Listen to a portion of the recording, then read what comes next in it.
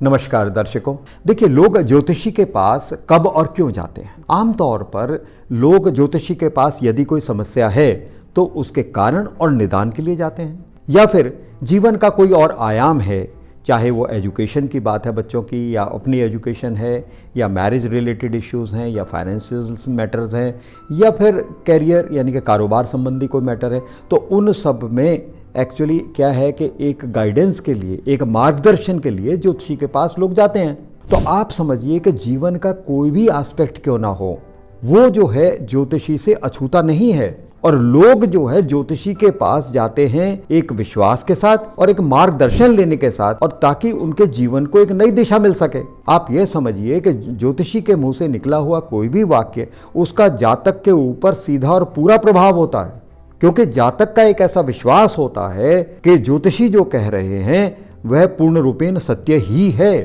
तो जब ऐसी स्थिति होती है तो उसमें ज्योतिषी का रोल बहुत ही इंपॉर्टेंट होता है। जो जातक आया है वो पूरे विश्वास के साथ आया है, तो इसलिए आप समझिए कि ज्योतिषी का उत्तरदायित्व कई गुना ज्यादा होता है। या और किसी और प्रोफेशन से शायद इसकी बहुत ज्यादा कंपैरिजन नहीं किया जा सकता। लेकिन आजकल हो क्या रहा है? आजकल जब मैं देखता हूं कि सोशल मीडिया पर कुछ इस प्रकार के विज्ञापन आते हैं कि 3 महीने में, 5 महीने या 6 महीने के अंदर आप जो है ज्योतिष सीखिए, और ज्योतिष सीख के आप जो है फिर उसके बाद धन कमाइए।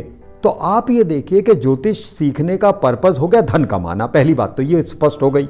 और दूसरी बात ये है कि धन तो किसी प्रकार से भी कमाया जा सकता है, कोई जरूरी नहीं कि वो सत्य के ऊपर ही आधारित हो।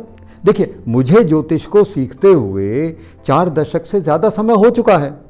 40 साल से मैं ज्योतिष का छात्री हूँ, और मैं ये महसूस करता हूँ कि यह ज्ञान का अथाह सागर है, लिमिटलेस। इसकी कोई लिमिट नहीं है।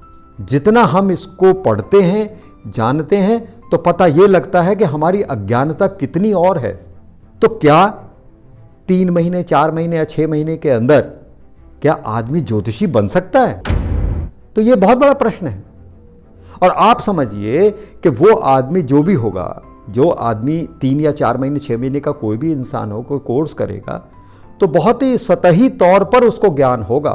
और जो थोड़ा बहुत सतही तौर पर जो ज्ञान है, क्या उसके आधार पर किसी का मार्गदर्शन किया जा सकता है या किसी की समस्या का समाधान किया जा सकता है?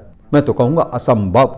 क्योंकि या आप समझिए कि 3, 4, 6 महीने में आदमी को तो बिल्कुल आप समझिए बहुत ही एलिमेंट्री नॉलेज होती है, चाहे वो ग्रहों की बात हो, भाव की बात हो, राशियों की बात हो, नक्षत्र की बात हो, गोचर की बात हो, योग की बात हो। ये सारी जो चीज़ें हैं, ये आप समझिए कि इतना आसान नहीं है कि आप 6 महीने के अंदर पूर्ण ज्ञान जो है समग्र रूप से उसको समझा जा सके, जाना जा सके।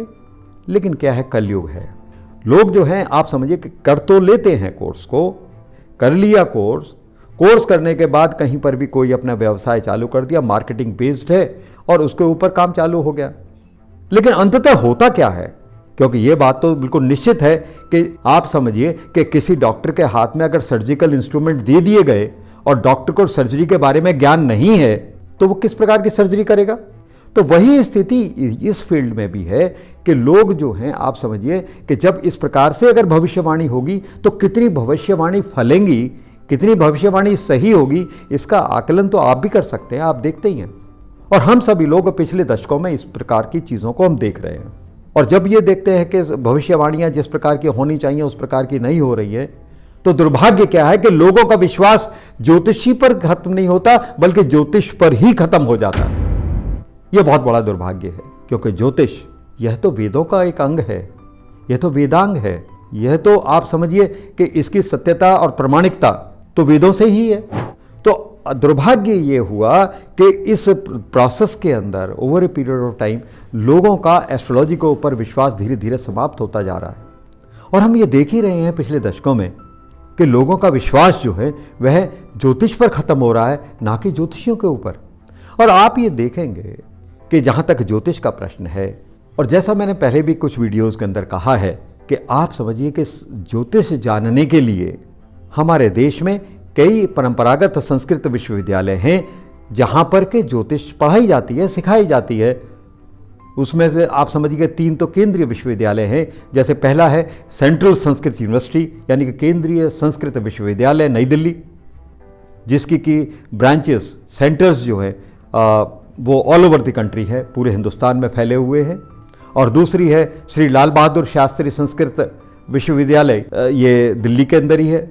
और तीसरा आप देखें कि नेशनल संस्कृत यूनिवर्सिटी तिरुपति में है। इसके अतिरिक्त लगभग 14 स्टेट संस्कृत यूनिवर्सिटीज़ हैं। और इसके अलावा भी कुछ यूजीसी रिकॉग्नाइज यूनिवर्सिटीज़ भी हैं जहां पर के ज्योतिष पढ़ाई जाती है, ज्योतिष का ज्ञान दिया जाता है। और इसके अतिरिक्त आप ये देखेंगे कि हमारे देश के अंदर कुछ गुरुकुल है जहां पर के गुरु शिष्य परंपरा पर ज्ञान दिया जाता है, ज्योतिष सिखाई जाती है, पढ़ाई जाती है। और ज्योतिष का ज्ञान इन कहीं भी इन्हीं संस्थानों से कहीं से भी औपचारिक रूप से उसको ग्रहण किया जा सकता है, जाना जा सकता है। इसके अतिरिक्त कुछ प्राइवेट इंस्टीट्यूशंस भी हैं जो कि ज्योतिष को पढ़ाते हैं, सिखाते भी हैं, जहां पर 2 इयर्स या 3 इयर्स वगैरह के प्रोग्राम भी होते हैं और जिसके अंदर गणित ज्योतिष और फलित ज्योतिष को अलग अलग पढ़ाया जाता है, बताया जाता है। और जो ये यूनिवर्सिटीज़ मैंने आपको बताई हैं, ये औपचारिक रूप से शास्त्री और आचार्य की डिग्री देते हैं जो रिकॉग्नाइज्ड हैं, मान्यता प्राप्त हैं। लेकिन आजकल होता क्या है कि कुछ प्राइवेट इंस्टीट्यूशंस, जिनका कि मैंने वीडियो के शुरू में जिक्र किया है, वे 3 महीने, 5 महीने, 6 महीने का कोई कोर्स करा देते हैं, कोई सर्टिफिकेट वगैरह जारी कर देते हैं और वहाँ से जिन छात्रों को वो सर्टिफिकेट मिलता है वे अपने नाम के आगे ज्योतिष आचार्य लिखना प्रारंभ कर देते हैं। आचार्य एक उपाधि है। आचार्य का मतलब होता है कि विषय के अंदर पारंगत होता है। क्या वह आचार्य लिखने का अधिकारी है? आप ये देखेंगे इवन एम्स के अंदर जो प्रोफेसर्स हैं, actually they are only entitled to write Acharya before their name. केवल वही अपने नाम से पहले आचार्य लिख सकते हैं। लेकिन आप समझिए कितनी विडंबना है कि मतलब आप ये जो टाइटल है, लेकिन ये बहुत भारी विडंबना ही है कि टाइटल का एक गलत इस्तेमाल हो रहा है। लेकिन सबसे बड़ा आश्चर्य तब होता है कि जब सोशल मीडिया पर, चाहे वो प्रिंट मीडिया हो या फिर इलेक्ट्रॉनिक मीडिया, वहाँ पर भी ऐसे लोगों को इसी टाइटल से ही जो है संबोधित किया जाता है, यानी कि नाम के आगे ज्योतिष आचार्य लिख दिया गया without verification of the facts, बिना उसको जाने हुए पहचाने हुए। और सबसे बड़ा आश्चर्य तो तब होता है जब कुछ लोगों के नाम के आगे लिखा रहता है धर्मगुरु, चाहे वो प्रिंट मीडिया हो या फिर इलेक्ट्रॉनिक मीडिया। टीवी पे मैंने देखा है कई बार कुछ डिबेट्स के अंदर लिखा रहता है धर्मगुरु। और यदि आप उन लोगों के बारे में जब जानेंगे या जानना चाहेंगे तब आपको पता लगेगा कि शायद धर्म के बारे में उनको इतना ज्ञान है ही नहीं, लेकिन टाइटल दे दिया। अब आप समझिए कि जिसको ज्ञान नहीं है वो किस प्रकार से जो है ज्ञान की चर्चा कर पाएगा। यह बात विचार करने योग्य है। और कई बार तो बड़ा आश्चर्य इस बात का ही होता है कि कुछ न्यूमरोलॉजिस्ट जो हैं अपने नाम के आगे लिखते हैं अंक ज्योतिष आचार्य। शायद वो इसी परंपरा से, क्योंकि ज्योतिष में लोग आचार्य लिखते हैं अपने नाम के आगे, तो इसी वजह से अंक ज्योतिष आचार्य ही लिख दिया होगा बिना शब्द विज्ञान के विचारे। और जैसा मैंने वीडियो के प्रारंभ में कहा है कि जिन लोगों को ज्योतिष का ज्ञान नहीं है और फिर भी वह फलादेश यदि कर रहे हैं तो अंततः भला किसका होगा? एक तरफ तो जो फलादेश कर रहे हैं वह पाप का अर्जन कर रहे हैं, और दूसरी तरफ जो जातक है, जो परेशान है या फिर जो मार्गदर्शन चाहता है, उसको मार्गदर्शन प्रॉपर नहीं मिल पाएगा।